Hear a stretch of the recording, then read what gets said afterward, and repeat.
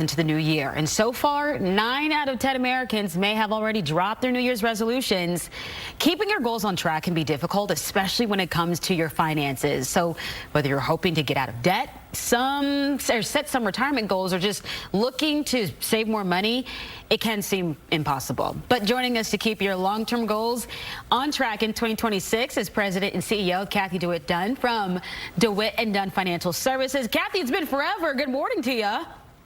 Good morning to you, Ticia. It has been a while. It has been. Glad to have you this morning. Glad to be speaking with you. Okay, so I got to ask, why doesn't the new year, new me work for most people?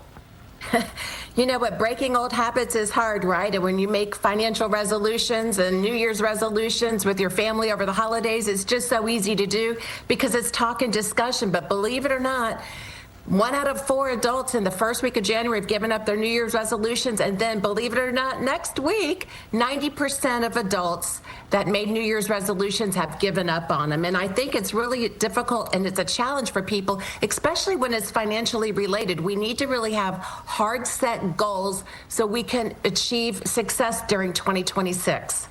Okay, so what are some of those key tips to successfully achieve your financial resolutions? Well, number one, we need to have reachable goals, right? So a lot of people say, I want to save more, I want to, reduce my debt, but those are just really vague goals. So what we want to say is, I want to save $25 more a month or $50 a month more, or I want to pay down my debt, or we want to have more retirement savings that we're trying to put aside. So what we want to say is we want to save 1% or 2% more. But I think the biggest thing is that we need to look at it on a quarterly basis so we can set ourselves up for success.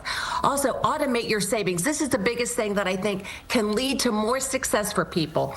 If we have our savings accounts and we have things being deducted and it's going right into another account, it's out of sight, out of mind. And savings accounts just aren't for savings. We can also use the direct deposits for health savings accounts, college savings, and also loans. And I recommend that everybody puts away 10 to 15% in their 401k so they can have that money in the future.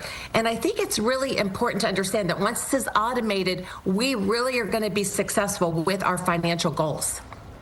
Absolutely. And how do we keep from giving up when the going gets tough and we miss our money goals?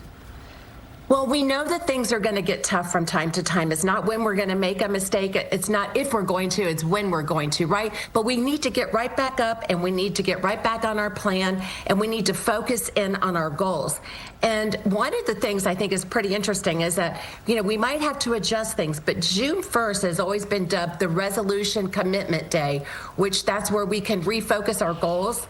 And that really helps people clearly define what we're going to do towards the end of the year. And then we need to seek accountability, work with a partner, work with your spouse, check in on your financial goals. Maybe every Saturday morning, have coffee with somebody, see if you're on track. But don't give up on your plan. And if you're finding it hard to have a financial plan this year, maybe it's time to focus in and find somebody that can work along with you. But I think I can tell you one thing with our clients at DeWitt Dunn, we know how important it is to have a savings plan, and we help and protect our clients grow their retirement assets so they can have guaranteed, predictable income in retirement and provide a legacy for our future. So really get a plan in place. That's where we need to start for 2026 if you don't have one.